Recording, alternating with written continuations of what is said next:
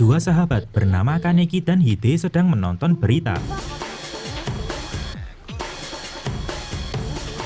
Lalu terjadi guyonan yang membuat buku Kaneki jatuh dan diambil oleh wanita bernama Rise.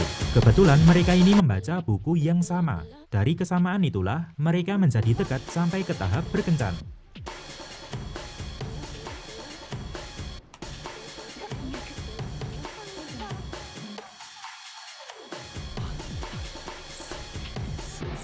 Kondisi juga semakin panas dikala Rise memeluk Kaneki dalam perjalanan pulang.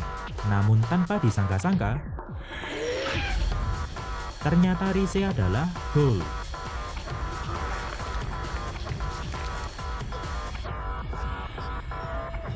Dalam keadaan sempoyongan, Kaneki berusaha melarikan diri. Tetapi semua itu sia-sia. Rise mengeluarkan kemampuan unik Ghoul, yaitu Kagune, untuk menghabisi mangsanya ini. Ketika sedang asik menikmati tubuh Kaneki, tiba-tiba ada besi konstruksi yang jatuh tepat di atas mereka. Singkatnya, Kaneki terbangun di rumah sakit dengan disambut oleh seorang dokter.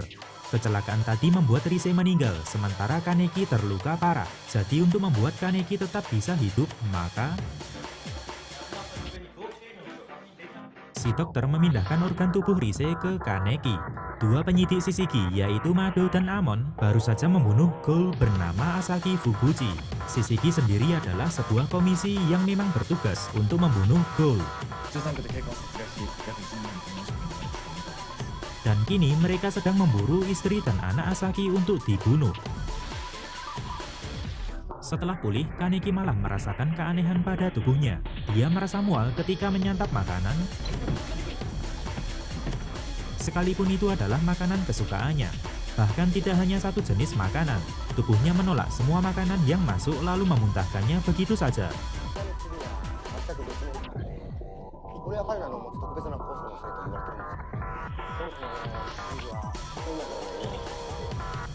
Sudah pasti, Kaneki menjadi seperti ini karena menerima organ dari Rise.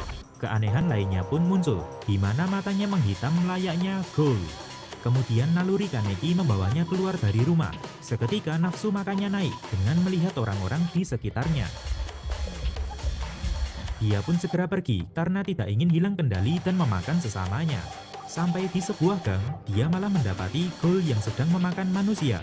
Bahkan Ghoul itu juga menawarkan sepotong tangan kepada Kaneki. Namun tiba-tiba, Ghoul itu dibunuh oleh Ghoul lain yang lebih kuat. Kaneki yang tidak tahu apa-apa juga turut menjadi korban amukan. Untunglah seorang Ghoul bernama Touka datang menolongnya. Sementara Kaneki yang ketakutan langsung pergi begitu saja.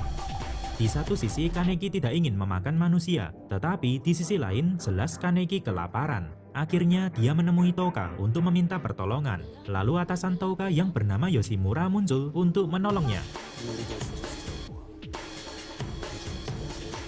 Di sini Kaneki diberikan secangkir kopi dan ternyata dia bisa menikmatinya.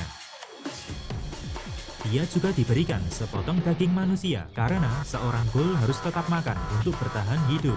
Setibanya di rumah, Kaneki tergoda untuk memakan daging itu. Namun sisi manusianya masih bisa mengontrol untuk tidak memakannya. Esoknya Kaneki beraktivitas menggunakan penutup mata supaya identitasnya sebagai Ghoul tidak diketahui orang.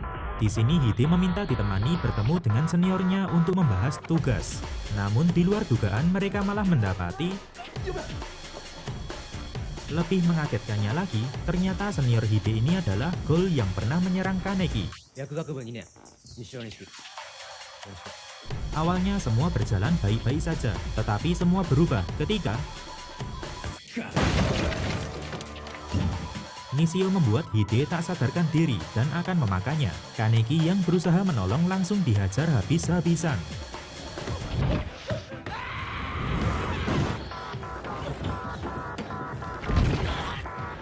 Sekali lagi Nishio mencoba membunuh Hide, namun kali ini Kaneki mampu menyerangnya dengan Kagune.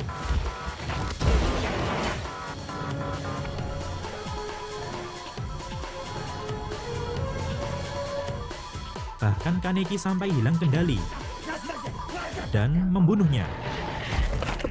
Singkatnya, Kaneki terbangun di anteiku milik Yoshimura. Dia diberitahu kalau Hide dirawat di rumah sakit karena lukanya cukup parah. Seorang ghoul bernama Yomo juga menyuruhnya untuk agar tidak membahayakan keselamatan Hide. Menurut Yoshimura, Kaneki ini adalah orang yang spesial. Sampai-sampai dia mengajak Kaneki untuk bekerja di anteiku miliknya. Di sisi lain, tim penyidik Shishigi masih mencari informasi keberadaan istri dan anak Asaki, yaitu ghoul yang dibunuh di awal film.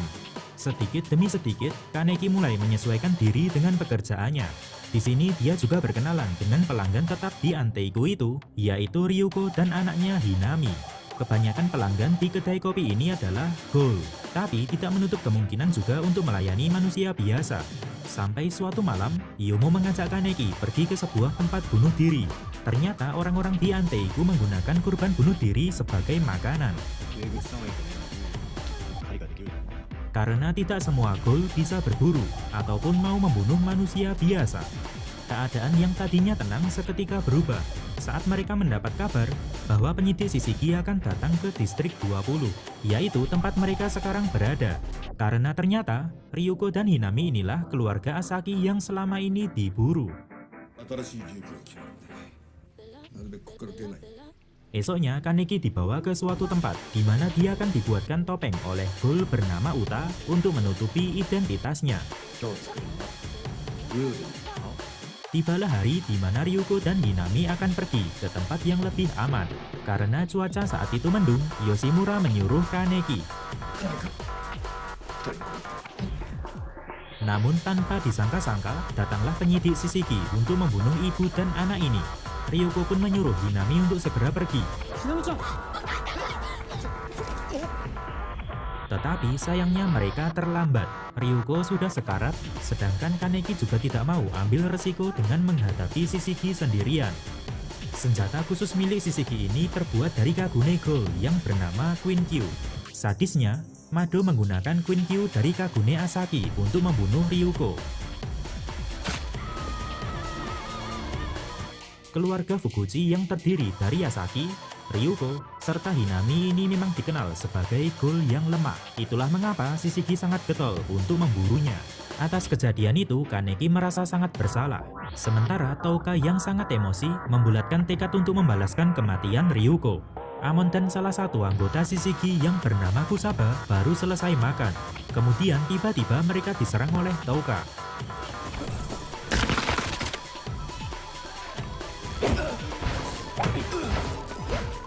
Untunglah tak lama Mado datang.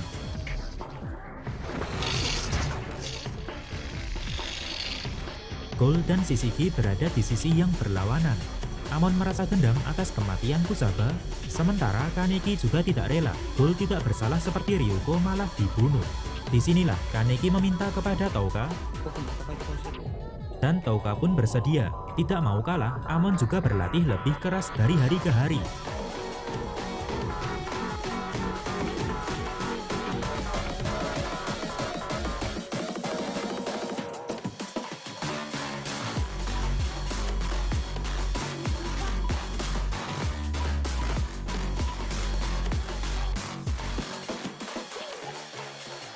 Singkatnya, Shishigi sudah siap untuk memburu Hinami ataupun ghoul lainnya yang terlibat. Di sisi lain, Kaneki pun sudah siap. Sebuah bau yang tidak asing mengantarkan Hinami ke suatu tempat, di mana dia menemukan potongan tangan ibunya. Namun jelas bahwa itu adalah jebakan. Mengetahui Hinami hilang, Kaneki dan Touka bergegas mencarinya. Saat berpencar, Kaneki mendapati anggota Shishigi yang tidak asing baginya. Singkatnya, hari mulai gelap, di mana Hinami yang berusaha kabur malah terpojok. Untunglah tak lama Touka datang menolongnya. Amon yang sedang menyusul Mado tiba-tiba dihadang oleh Kaneki.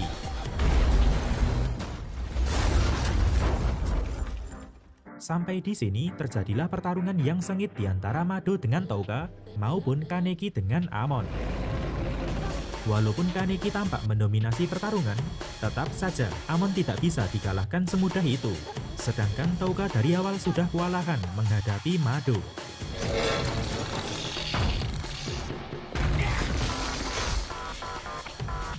Amon sempat mengatakan, Namun, Kaneki menganggap bahwa yang dilakukan Shishigi tidak sepenuhnya benar. Kaneki pun bertarung semakin agresif, bahkan menggunakan Kagunenya. Walaupun akhirnya Amon terpojok, Kaneki tidak semerta-merta membunuhnya. Dia membiarkan Amon hidup, dan mereka berdua tetap pada pendiriannya masing-masing. Di sisi lain, Mado masih menguasai pertarungan, apalagi dia mempunyai Queen Q dari Kagune Ryuko yang membuatnya semakin kuat. Sedangkan Hinami menangis histeris karena teringat dengan ibunya. Ketika Mado akan membunuh Touka, tiba-tiba tangannya putus oleh serangan Hinami. Melihat Kagune milik Hinami, Mado semakin ingin membunuhnya untuk mendapatkan Queen Q baru. Tetapi kenyataan berkata lain. Dia dibuat ambruk oleh Hinami dan dieksekusi oleh Touka. Tak lama, Kaneki datang untuk menjemput dua temannya ini. Begitu pula dengan Amon yang menjemput Mado. Film pun selesai.